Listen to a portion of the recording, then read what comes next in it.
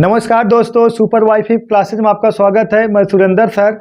दोस्तों आज फिर आ गए हैं टॉप 20 क्वेश्चन लेके। किसमें? उत्तर प्रदेश पुलिस में टॉप 20 क्वेश्चन। ये जान लीजिए, ये उत्तर प्रदेश पुलिस में भी काम करेगा, आपका दिल्ली पुलिस में भी काम करेगा, क्योंकि लेवल एक ही है। और प्रैक्टिस करिए आप लोग दोस्तों, ज़्यादा से ज़्यादा प्रैक्टिस करोगे तो आप ज़्यादा से ज़्यादा क्वेश्चन क्या करोगे, फंसा पाओगे। समझ में आया? तो चलिए टाइम ना वेस्ट किया जाए, क्वेश्चन नंबर पहला देखते हैं। क्वेश्चन नंबर पहला देखिए बालक, क्वेश्चन नंबर पहला एकदम प्यारा क्वेश्चन है दोस्तों। ये उत्तर प्रदेश पुलिस में प्रीवियस ईयर्स में पूछा गया था। और कल जो क्लास आएगी दोस्तों, जो कल क्लास आएगी वो 2019 के, ठीक है, 2019 में जितने मैथ पूछे गए थे पूरा वही पढ़ाएंगे। और पूरा रीजनिंग जो प्रीवियस ईयर 2019 का पूरा जो है हम जो है पेपर ही क्या करेंगे दोस्तों, आपको सॉल्व कराएंगे। आपको लेवल पता चल जाएगा किस लेवल का मैथ रीजनिंग बनता है। थोड़ा उससे अपडेट पढ़ना है। क्या करना है? थोड़ा उससे अपडेट पढ़ना है। हमेशा आपको एक कदम आगे रहना है, ठीक है। देखिए, एक व्यक्ति एक वस्तु 960 रुपए में बेचता है और उसे 4% की हानि सहता है, तदनुसार उसका क्रय मूल्य कितना होगा? ठीक है, 960 रुपए में बेचेगा तो 4% का हानि होगा।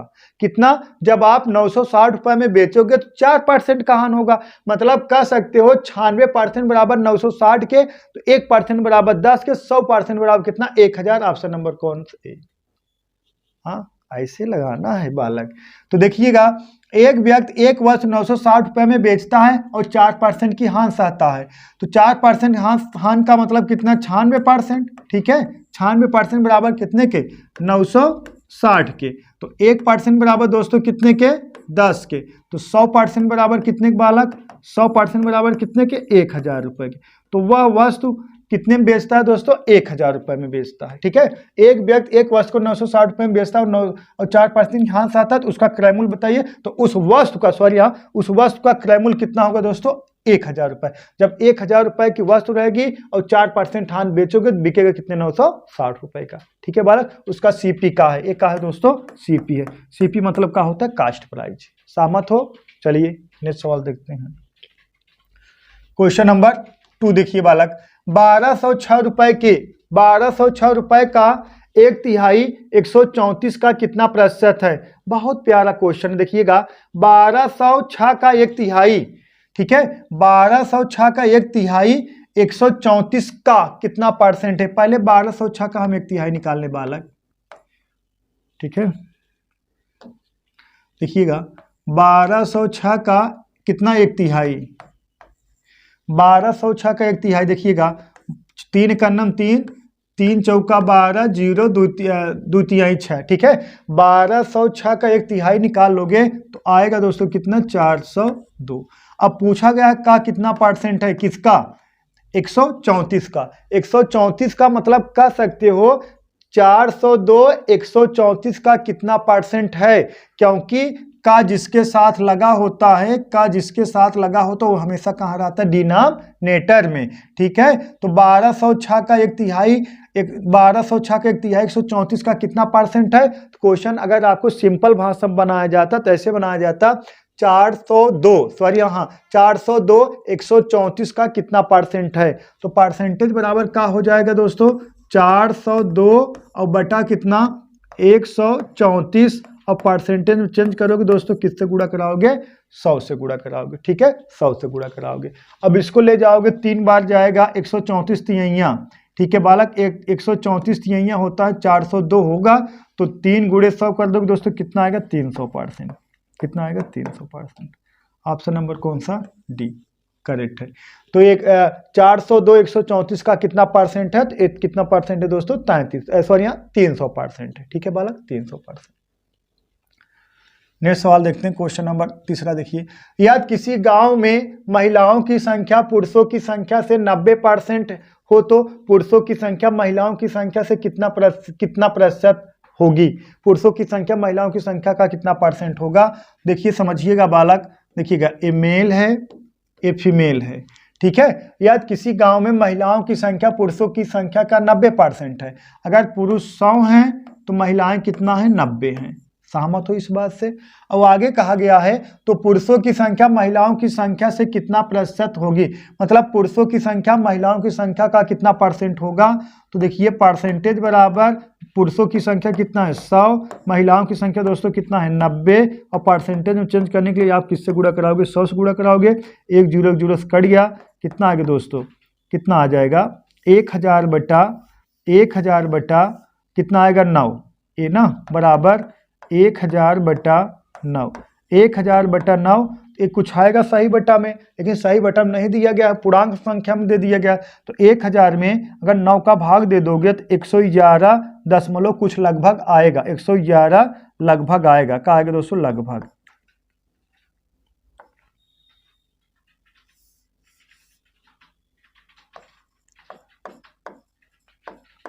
111 के लगभग आएगा, तो यही दोस्तों 111% आएगा आपका आंसर, कितना 111%।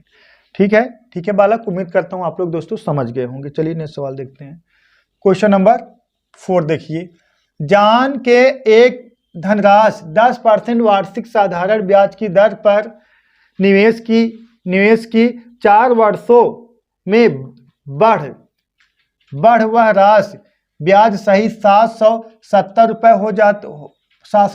हो जाती है, तदनुसार वह राशि ज्ञात कीजिए। बढ़कर हो दोस्तों, ये बढ़ है, ठीक है, बढ़कर वह राशि, बढ़कर लिख दीजिए, बढ़कर वह राशि ब्याज सहित 770 रुपये हो जाती है, तदनुसार वह राशि कितनी थी। ठीक है बालक, देखिएगा कितना है 10% है। ठीक है, अब मूलधन देखिए, साधारण ब्याज बराबर होता PRT बटा 100 होता साधारण ब्याज बराबर, बात समझिएगा। पहले मेथड 1 देख लीजिए, मेथड 1 एक्स वाला मेथड। अब देखिएगा SI बराबर होता PRT बटा 100, SI बराबर होता PRT बटा 100, तो लेकिन P बराबर मूलधन बराबर होता है, मूलधन बराबर होता है SI गुणे 100 और बटा R इंटू T का होता है मूलधन बराबर। अब मूलधन दिया गया है, मूलधन नहीं दिया गया है ना, तो मूलधन आपसे पूछा गया है, तो मूलधन दोस्तों हम मान लेंगे का दोस्तों P। ठीक है, अब SI मतलब का, देखिए ये का है ब्याज सहित, ये कितना है 770 रुपये है दोस्तों, ब्याज सहित है, इसमें मूलधन और ब्याज दोनों मिला तो का दोस्तों मिश्र धन। तो हमें अगर मूलधन SI निकालना है, SI निकालोगे, SI कब निकल के आएगा, ए में से मूलधन घटाओ, मिश्र धन में से मूलधन घटा दोगे तो आपका SI निकल के आ जाएगा। ए का है दोस्तों आपका मिश्र धन, मतलब कह सकते हो 770 माइनस P बटा 770 माइनस P और गुणे कितना 100 और बटा कितना R वैल्यू कितना 10 गुणे कितना 4, सही है, गुणे कितना 4, सही है बालक। समझ उम्मीद करता हूँ आप लोग समझ गए होंगे। यही 770 माइनस P, 770 में से 770 मिश्र धन और मूलधन दोनों, मतलब ब्याज और मूलधन दोनों है, मतलब ये मिश्र धन है, मिश्र धन में से मूलधन घटाओगे तो हमेशा ब्याज निकल के आएगा। ऐसा एक जगह का लिखोगे दोस्तों, ब्याज लिखोगे। तो देखिए 0 0 से कैंसिल हो गया बालक, सही है, 0 0 से कैंसिल हो गया। अब गुणा करा दीजिए, इसका गुणा इधर करा दोगे 4P बराबर, इसका गुणा इसमें करा दोगे कितना 7700 और माइनस कितना 10P, सहमत हो। अब इसको इधर लेके जाओगे 14P बराबर कितने के 7700 के, तो बालक P बराबर कितना आ जाएगा 5500, P बराबर आ जाएगा दोस्तों कितना 5500, P बराबर कितना आ जाएगा 5500। ठीक है, P बराबर 5500 आ जाएगा। ऑप्शन नंबर बोलो, आई ये 5500 यही बना लीजिए बालक। ठीक है, 1 0, P बराबर 5500 आ जाएगा। ठीक है, क्योंकि अगर इसमें भाग दे दोगे, ठीक है, 2 भाग दे देगा कितना, देखिएगा 7000 है, 11 सते 77, ठीक है नहीं, हाँ हाँ सही है 5500 आएगा ना, 11 से 77 5500 आएगा। 5 देखिएगा, चेक कर दे रहे हैं बालक, देखिए इधर लिख दे रहे हैं, देखिएगा 14P बराबर कितने के 7700 के, तो आपका देखिएगा अगर बात किया जाए, अब इसको कटा दोगे दोस्तों 7 से, तो 7 कटा दोगे, 7 दूना 14, 2P बराबर कितने के 1100 के, तो P बराबर कितने के दोस्तों 550 के, सॉरी हाँ 550 आएगा, 550। ऑप्शन नंबर कौन सा क्लियर है? ऑप्शन नंबर बालक कौन सा? ऑप्शन नंबर आपका आ जाएगा सी, 550। ठीक है, कितना? 550। क्योंकि जब ब्याज सही कितना 750 है, 750 है तो मूलधन थोड़ी 7700 आएगा, 500 थोड़ी 5500 थोड़ी आएगा, कितना आएगा दोस्तों? 550 आएगा। सहमत हो बालक? तो एक मेथड ए हो गया, मेथड 1 हो गया, तो मेथड 2 देख लीजिए बालक कि मेथड 1 था, मेथड 2 देख लीजिए, बहुत बेटर मेथड है। और वही मेथड 2 विधि मेथड 2 ही आपको एग्जाम में लगाना है दोस्तों। ये तो बेसिक था यक्स मान के, तो यक्स वक्स मानना नहीं है आपको। यक्स मानोगे तो कैसे सवाल लगा पाओगे? बोलो, सही है? तो बात समझिएगा, देखिएगा, देखिए अगर बात की जाए एसआई जो है कितना है? 4% है, सॉरी कितना है? 10% है। एसआई कितना है? 10%। एसआई परसेंट बराबर कितना? एसआई एक वर्ष का 10% है, तो 4 वर्ष का कितना हो जाएगा दोस्तों? 40%। ठीक है, एसआई एक वर्ष का 10% है दोस्तों, तो 4 वर्ष का कितना हो जाएगा? 40% हो जाएगा। ठीक है, तो 40% हो जाएगा, तो कितना हो जाएगा? 40% की वृद्धि हो जाएगा। पहले मूलधन देखिएगा, अब एसआई देखिए बात समझिएगा, पूरा लिख दें, थोड़ा और लिख दें। देखिए अगर आपसे बात किया जाए पी बराबर हम कहते हैं कितना? 100 के, तो एसआई बराबर हो जाएगा, एसआई बराबर हो जाएगा एक वर्ष का 10% है, एक वर्ष का एसआई कितना है? 10% है, 4 वर्ष का कितना हो जाएगा दोस्तों? 40%। ठीक है, एक वर्ष का अगर 10% है, 4 वर्ष का 40% हो जाएगा, तो मिश्र धन जो हो जाएगा दोस्तों 140 हो जाएगा, 140%। यही 140 यूनिट बराबर कितने के? कितने के? 770 के। तो 100 यूनिट बराबर दोस्तों कितने के? 770 बटा 140 गुणे कितना? 100 कर दोगे दोस्तों 550 के बराबर आ जाएगा, 550 रुपए के। ऑप्शन नंबर कौन सा बालक? सी, करेक्ट है, सही है। उम्मीद करता हूं आप लोग समझ गए होंगे। नेक्स्ट सवाल देखिए बालक, क्वेश्चन नंबर 5 लगाइए थोड़ा आप लोग। क्वेश्चन नंबर 5 देखते हैं किसका आंसर आता है, लगाइए।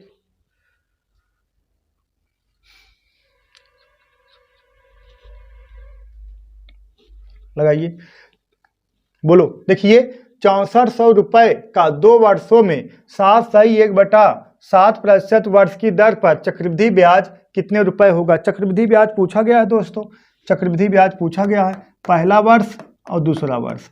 अब थोड़ा समझिएगा, ठीक है, समझिएगा। 6400 रुपए है दोस्तों, 6400 रुपए, 6400 रुपए का 2 वर्षों में 7/1/2% प्रति वर्ष की दर पर चक्रवृद्धि ब्याज क्या होगा? अब बताइए, अगर 6400 का 7.5% हम निकालें दोस्तों तो कितना हो जाएगा? 6400 का 7.5% निकालोगे 480 होगा पहले वर्ष का, और दूसरे वर्ष का दोस्तों कितना? 480 ही होगा। कितना? 480 होगा। लेकिन ये जानिए, पहले वर्ष का 480 होगा, दूसरे वर्ष का भी 480 होगा। अब लेकिन पहले वर्ष में देखिएगा, समझिएगा, 6400 रुपये मतलब 6400 रुपए का अगर 7.5% निकालोगे एक वर्ष का कितना? 480 रुपए आएगा। लेकिन दूसरे वर्ष में भी कितना? 480 रुपए आएगा। बस फर्क कितना है, जब दूसरे वर्ष में ब्याज निकालोगे तो पहला वाला जो ब्याजवा इसमें जुड़ जाएगा, तो इसका भी 7.5% मतलब कितना? 480 का 7.5% निकालोगे दोस्तों कितना आ जाएगा? 36 आ जाएगा। कितना? 36। अब जोड़ लो, सीआई पूछा गया ना, चक्रवृद्धि ब्याज। 480 कितना? 960 और प्लस 36 जोड़ दोगे तो कितना हो जाएगा? 996 रुपए, 996 रुपए। ऑप्शन नंबर है, ऑप्शन नंबर बी करेक्ट है। ठीक है, तो 6400 रुपए का 2 वर्ष में 7.5% प्रतिवर्ष की दर से ब्याज कितना होगा दोस्तों? 996। अब ये वाला दोस्तों सिंप्लीफिकेशन का सवाल है। इसका क्वेश्चन जो है आपको कमेंट बॉक्स में कमेंट करना है, देखते हैं कौन कमेंट करके बताता है। ठीक है, बहुत इजी है। इसमें ये पता चलेगा कि आपके गुणा भाग जोड़ घटाना लेवल कैसा है। ठीक है, अच्छे से लगा लोगे तो बढ़िया है, नहीं लगा पाओगे तो फिर और बढ़िया है। हाँ सही है, तब तो सीखोगे ना, तभी तो सीखोगे। सही करेंगे नहीं? बोलो।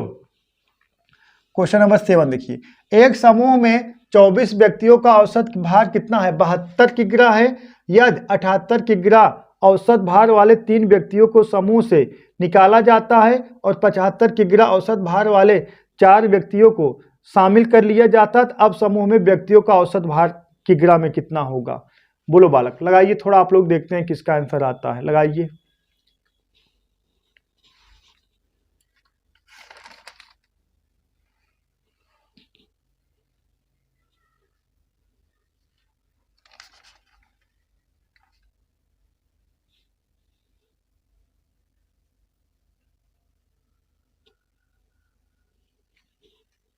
बोलो। देखिएगा NAT हम लगाएंगे दोस्तों, समझिएगा NAT का मतलब समझ लीजिए, NAT का मतलब होता है नंबर एवरेज। देखिए नंबर एवरेज का गुणा कराओगे हमेशा दोस्तों टोटल निकल का आएगा। हाँ, कितना नंबर है और एवरेज का गुणा कराओगे हमेशा टोटल निकल का आएगा। बात समझिएगा, 24 व्यक्ति थे और औसत कितना था 72। अब गुणा करा दोगे दोस्तों तो कितना आ जाएगा, अगर गुणा करा दोगे तो देखिएगा, अगर इसका गुणा करा दोगे तो ये हो जाएगा 24 गुणे 72। अगर गुणा करा दोगे, देखिएगा गुणा करा के दिखा दें का, देखिएगा 72 और 24, देखिएगा 4 दूना 8, सहमत हो, और 7 चौका 28, और यहाँ 72 दूना कितना होता है 144, 8 8 4 12 कितना 1728, कितना आ जाएगा 1728। ठीक है बालक, कितना आ जाएगा 1728। अब इसी तरीके से आगे कहा गया है, यदि 78 किग्रा औसत भार वाले 3 व्यक्ति समूह से निकल जाते हैं, 78 किग्रा भार वाले 3 व्यक्ति समूह से निकल जाते हैं, और कितना औसत है 78 है, तो योगफल कितना हो जाएगा 8 3 24, 4 हासिल लगा 2, और कितना 7 21 2 23, मतलब कितना आ जाएगा 234। ये दोस्तों निकल जाते हैं, और फिर कितना 75 किग्रा वाले 4 व्यक्ति रिटर्न आ जाते हैं, 75 किग्रा वाले 4 व्यक्ति और घुस जाते हैं, कितना 75 किग्रा वाले 4 व्यक्ति, तो 75 चौका कितना हो जाएगा दोस्तों 300, कितना 300। अब देखिएगा मतलब टोटल वेट था 1728, उसमें से 234 जिनका वेट था 3 लोगों का, ये लोग गायब हो गए, लेकिन 4 लोग एंट्री मार लिए जिनका वेट कितना 300, तो वेट में वृद्धि हो गई कितने की 66 की। कितने की वृद्धि हो गई दोस्तों 66 की, का हो गई दोस्तों वृद्धि हो गई। तो अब बात समझिएगा, 66 की वृद्धि हो गई तो टोटल वेट कितना हो जाएगा, इसको प्लस कर दिया जाएगा। अब औसत जो हो जाएगा दोस्तों, 24 लोग थे, 3 लोग चले गए 21 लोग हो गए, और 4 लोग चले आए दोस्तों, कितना हो गया 25 लोग आ गए। बात समझिएगा, 24 था, 3 लोग गायब होंगे 21, फिर 4 लोग एंट्री मार लें, कितना हो गया 25 हो गया। तो नया औसत बराबर,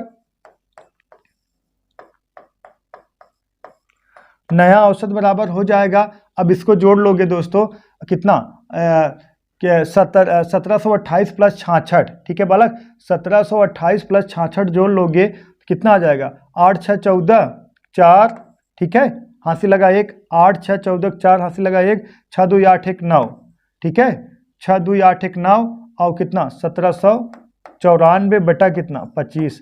अब भाग दे दोगे दोस्तों, कुछ आ जाएगा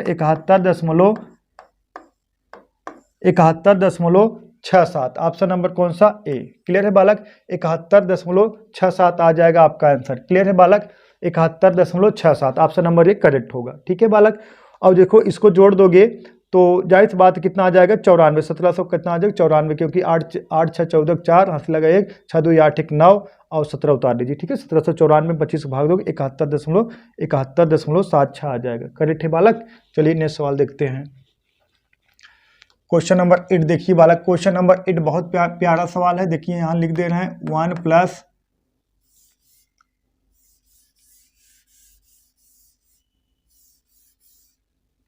देखिएगा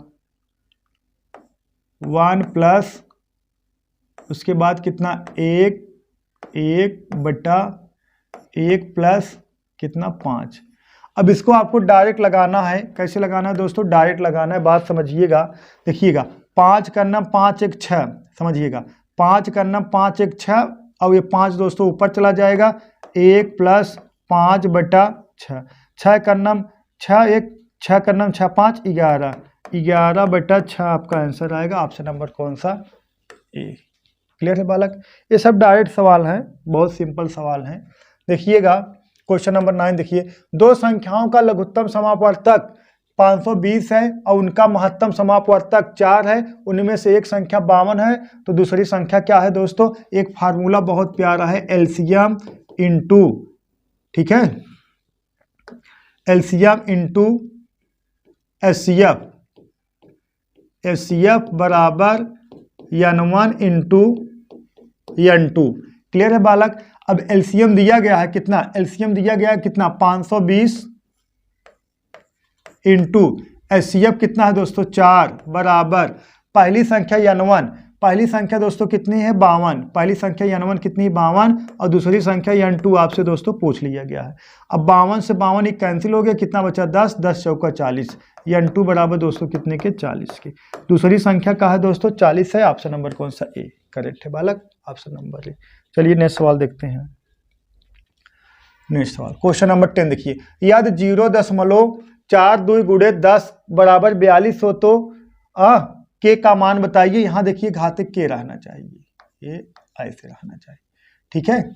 यहाँ घात में देखिए ऐसे, ठीक है, ठीक है बालक। देखिएगा 0.42 घात के इंटू 100 बराबर 42 हो तो के का मान बताइए बालक। अब इसका गुणा करा दोगे 42, ठीक है, 42 और बराबर कितने के 42 के। बात समझिएगा। अब के जगह का रख दो एक, तो 42 बराबर 42 का आ जाएगा, ठीक है। अब 42 घाते एक का मतलब 42 होगा। अगर के वैल्यू 2 रख दोगे तो 42 गुणे 42 हो जाएगा, तो बराबर 42 थोड़ी आएगा, तो के बराबर का माना जाएगा बालक 1 माना जाएगा। तो ऑप्शन नंबर कौन सा सी करेक्ट है, ठीक है बालक, सही है। अब इसका गुणा कराओगे, इसका गुणा कराओगे, बात समझिएगा, देखिएगा फिर से लगा दें थोड़ा और डिटेल्स बढ़िया समझा के देखिएगा। अब इसका गुणा करा दोगे, इसका गुणा कराओगे तो ये आ जाएगा बालक, देखिएगा 42 घाते के बराबर कितने के 42 के। अब के वैल्यू का रखोगे, के बराबर 1 रखो। अगर के बराबर 0 रख दोगे, के बराबर 0 रख दो तो 42 घाते 0 रख दोगे तो बराबर 1 आ जाएगा। मतलब किसी का मतलब बेस कुछ भी हो, अगर घात 0 है तो बराबर 1 आता है। अगर के बराबर 1 रख दोगे तो 42 घाते 1 बराबर कितना आ जाएगा 42 ही आ जाएगा, ठीक है। 42 घाते 1 बराबर कितना 42, ई बराबर 42 का है बराबर, के बराबर कितना 1 के। सहमत हो। चलिए नेक्स्ट सवाल देखते हैं। क्वेश्चन नंबर 11 देखिएगा 169, 144, 121, 182, 64, 49 के अनुक्रम में कौन में अनुपयुक्त संख्या कौन सी, मतलब कौन इसमें विषम है दोस्तों, विषम है मतलब अलग है। देखिएगा ये 13 का वर्ग है, देखिए 13 13 में 169, 12 12 में 144, 11 11 में 121 और 10 10 100, 8 8 64, 7 49, 82 किसी का वर्ग नहीं है, यही अनुपयुक्त है। ऑप्शन नंबर कौन सा डी करेक्ट है, सही है बालक। चलिए नेक्स्ट सवाल देखते हैं।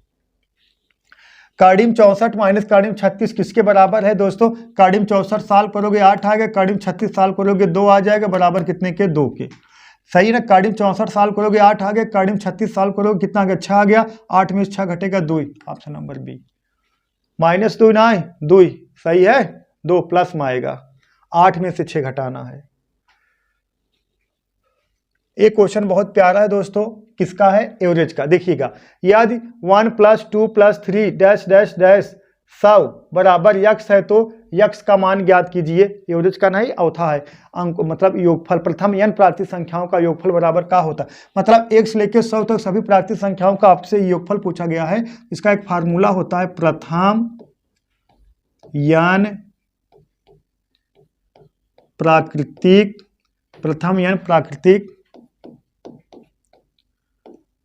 संख्याओं का योगफल। प्रथम n प्राकृतिक संख्याओं का योगफल बराबर होगा दोस्तों n कोष्टक में n + 1 और अपान 2। n मतलब कितना 100 और n + 1 कितना दोस्तों 101, ठीक है। 100 देखिएगा n मतलब 100, n + 1 मतलब कितना 101 और बटा दोस्तों कितना 2।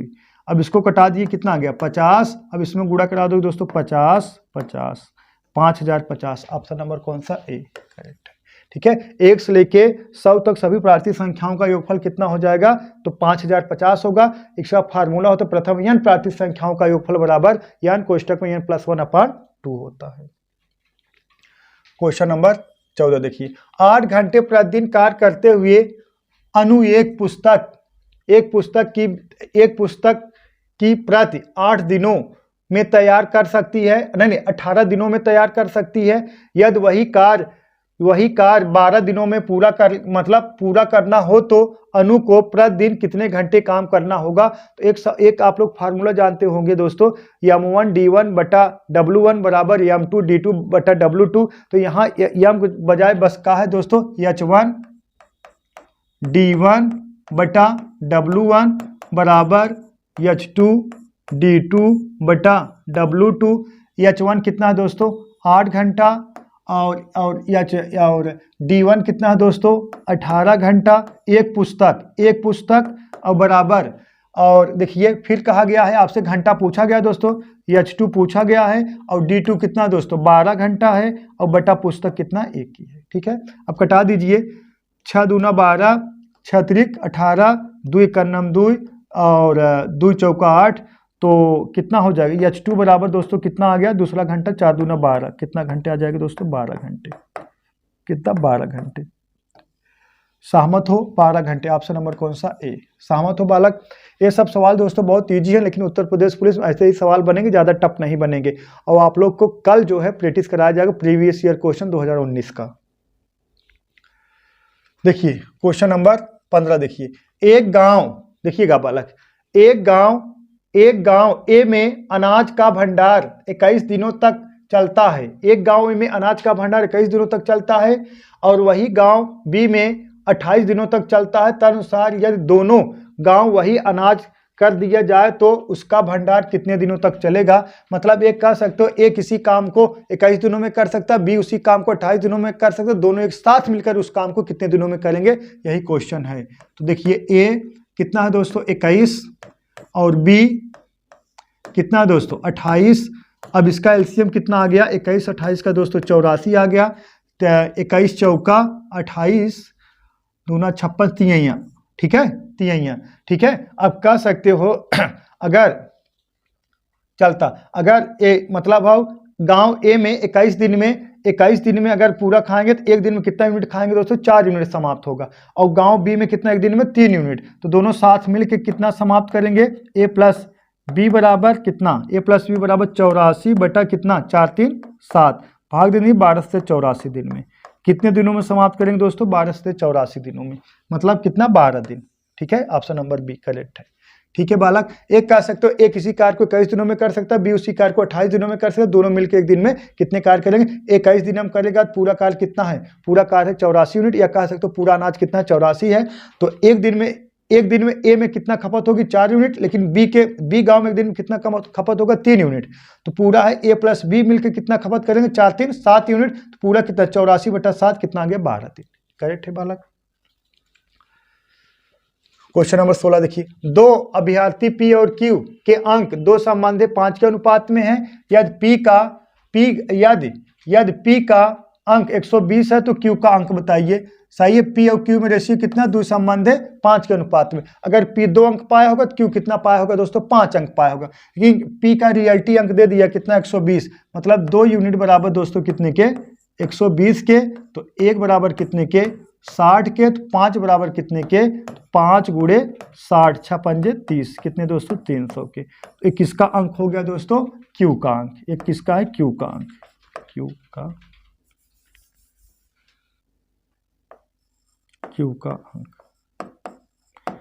का अंक। ऑप्शन नंबर कौन सा सी। क्लियर है बालक। चलिए नेक्स्ट सवाल देखते हैं। क्वेश्चन नंबर 17, 2 कारों की गति का अनुपात 5 संबंधी 4 है, तदनुसार समान दूरी तक जाने में लगने वाले उनके समयों का अनुपात कितना होगा। 2 कारों के गति का अनुपात 5 संबंधी 4 है, तदनुसार समान दूरी तक जाने में लगने वाले समयों का अनुपात क्या होगा। तो देखिए इसको डायरेक्ट लगेगा ना 5 संबंधी 4, देखिए स्पीड जो है दोस्तों पहली कार और दूसरी कार जो स्पीड है 5 संबंधी 4 की है, तो जो टाइम हो जाएगा दोस्तों 4 संबंधी 5 हो जाएगा, 4 संबंधी 5, ऑप्शन नंबर डी। क्योंकि अगर आपकी स्पीड ज़्यादा है तो समय कम लगेगा, चाल और समय एक दूसरे का हो तो दोस्तों विलोमानुपाती हो गए। अगर इनकी 5 की स्पीड है तो समय 4 लगेगा, इनकी 4 की स्पीड है समय का लगेगा 5 लगेगा, मतलब चाल और समय एक दूसरे का हो तो दोस्तों विलोमानुपाती होते हैं। मतलब एक कार में 2 संबंधी 3 1 संबंधी 2 का अनुपात है, इनके चाल में तो समय अनुपात हो जाएगा 2 संबंधी 1 का, मतलब चाल और समय एक दूसरे का होता है दोस्तों विलोमानुपाती होता है 4 संबंधी 5, यही दोस्तों आपका आंसर आ जाएगा। करेक्ट है।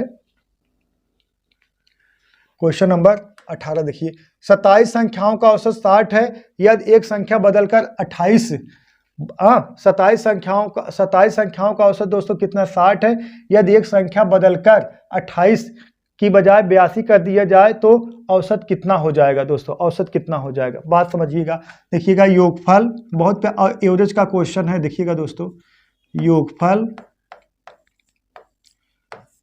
बराबर कितना 27 गुणे 60। अब 27 गुणे 60 कर दोगे तो कितना 0, ठीक है, 7 छंग 42, 2 हासिल लगा 4, 6 दूना 12, 4 16, 1620 ना, 1620। अब देखिएगा सही योगफल,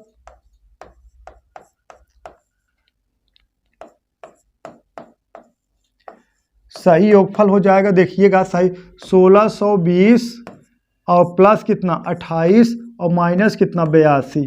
ठीक है बालक, 28 जोड़ के 82 का कर देना दोस्तों, घटा देना है ना, जो सही हो उसको जोड़ देना, जो गलत हो उसको क्या कर देना दोस्तों, घटा देना है। तो आपका आ जाएगा दोस्तों 1600 कितना 1600, अगर देखिए 28 जोड़ दोगे तो ये हो जाएगा कितना, 28 जोड़ दिए किसमें हो जाएगा 1648, कितना 1648 में से कितना घटाना है 82, 6 कितना हो गया 14, 14 में से ये भी कितना आ जाएगा 6 आ जाएगा, 14 में 60 गया 6 और ये कितना 5 ये 15, ठीक है 1566 कितना आ जाएगा दोस्तों 1566, ठीक है। अगर आपसे ये पूछा जाता, अगर दोस्तों आपसे ये पूछा जाता 1566, अगर सिर्फ आपसे ये पूछा जाता योगफल कितना तो आंसर हो जाता 1566, लेकिन क्या पूछा गया औसत, तो सही औसत हो जाएगा दोस्तों, सही औसत हो जाएगा कितना 1566 बटा कितना, बोलो कितना संख्या 27 संख्याओं का औसत बटा कितना 27, ठीक है कितना 27, यही पूछा गया ना, 27 संख्याओं का औसत 60 है, तो 1566 बटा 27, तो भाग दे दो कितना आ जाएगा दोस्तों 58 आ जाएगा, 58 आया है, ऑप्शन नंबर बी करेक्ट है। ठीक है बालक, ऑप्शन नंबर बी। एक का है मेथड 1 है, एक मेथड और बता दे रहे मेथड 2, देखिएगा नोट कर लीजिए इसको, कहा आ जाएगा दोस्तों 58 आ जाएगा, ठीक है। चलिए मेथड 2 देखते हैं, देखिए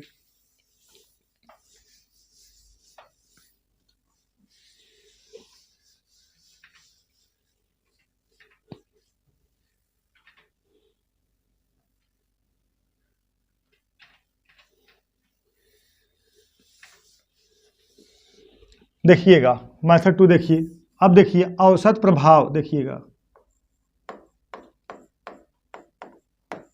औसत प्रभाव, जो सही है उसको प्लस में, जो गलत है उसको माइनस में, ठीक है, जो सही है उसको प्लस में, जो गलत है उसको माइनस में, औसत प्रभाव। और बटा कुल कितना संख्या था बालक 27 संख्याओं का औसत कितना 27, ठीक है। अब इसको हल कर दोगे, ठीक है, माइनस कितना आ जाएगा दोस्तों -54 बटा कितना 27, ठीक है। अब देखिएगा क्योंकि 82 माइनस में है, 28 जोड़ोगे तो माइनस कितना आ जाएगा 54 आ गया, और बटा कितना 27 संख्याओं का औसत बटा कितना 27 बराबर कितना आ गया -2, कितना आ जाएगा दोस्तों -2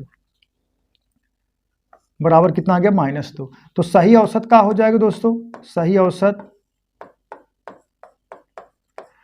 औसत ये हो जाएगा, अगर यही प्लस में होता तो 60 में यही जोड़ देते, लेकिन माइनस में है कितना 60 माइनस कितना 2 बराबर दोस्तों कितने के 58 के, करेक्ट है बालक। तो आप ऐसे भी लगा सकते हैं, ठीक है। चलिए नेक्स्ट सवाल देखते हैं, देखिए नेक्स्ट, ठीक है। देखिए एक दूधिये में 70 लीटर दूध 630 रुपए में खरीदता है और उसमें 5 लीटर पानी मिला दिया, तत्पश्चात यदि वह उसे 9 रुपये प्रति लीटर की दर से बेचे तो उसे कितने प्रतिशत का लाभ होगा। यदि उसे 9 रुपये प्रति लीटर की दर से बेचे तो उसे कितने % का लाभ होगा। तो बताइए, थोड़ा आप सब लगाइए, देखते हैं किसका आंसर आता है, लगाइए।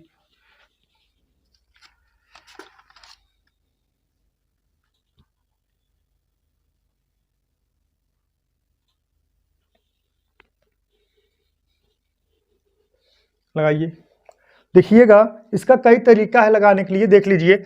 एक दूधिये को 70 रुपये, एक दूधिये ने 70 रुपये लीटर, 70 रुपये, एक दूधिये ने 70 लीटर दूध 630 रुपये में खरीदा। मतलब देखिएगा 70 लीटर दूध है जिसका मूल्य कितना है 630 है, समझ गए बालक। 70 लीटर दूध है जिसका मूल्य कितना है 630 है, अगर इसमें भाग दे देंगे 1 लीटर का मूल्य हमें निकल जाएगा ना। अब देखिए आगे कहा गया उसने 5 लीटर पानी मिला दिया, तो कितना हो गया दोस्तों 75 लीटर। कितना 75 लीटर, 5 लीटर पानी में 75 लीटर। तत्पश्चात यदि उसे 9 रुपये प्रति लीटर की दर से बेचा जाए और 9 रुपये प्रति लीटर की दर से बेच दोगे तो कुल कितना प्राइस मिल जाएगा, 9 पचे 45, 5 हासिल लगा कितना 4 और 9 7 63, 4 कितना हो जाएगा दोस्तों 9 7 63 4 67, कितना 675। ठीक है। अब ये जान लीजिए 630 रुपये खरीद के 5 लीटर पानी मिला के 675 रुपये बेचोगे तो आपको प्रॉफिट कितने हुआ दोस्तों 45 का। कितने हुआ 45 का प्रॉफिट हुआ ना, हाँ 45 का प्रॉफिट हुआ। तो प्रॉफिट परसेंट बराबर कितने का, तो कितना 45 और बटा कितना 630 और गुड़े दोस्तों कितना 100, 0 0 कैंसिल हो जाएगा। ठीक है, 9 से कटा दीजिए, 9 पचे 45 और 963, तो बचा कितना आपका 50 बटा 7, 50 बटा दोस्तों कितना 7, 50 बटा 7। अब 7 में 50 का भाग दे दोगे, 7 सही 1 बटा 7% आ जाएगा, 7 सही 1 बटा 7%। ऑप्शन नंबर कौन सा, डी करेक्ट है बालक। ठीक है, तो जो चीज़ें दोस्तों अगर ना समझ में आई हो आप लोग कमेंट बॉक्स में जरूर कमेंट करिएगा। ठीक है, तो उम्मीद करता हूँ आप लोग समझ गए होंगे दोस्तों। तो आज के लिए बस इतना ही, दोस्तों। जो चीज़ें न समझ आप लोग जरूर कमेंट करिएगा, वो आप लोग थोड़ा कमेंट करिए दोस्तों, जिससे हमें उत्साह मिले। ठीक है, तो आज के लिए बस इतना ही। That's all, thank you.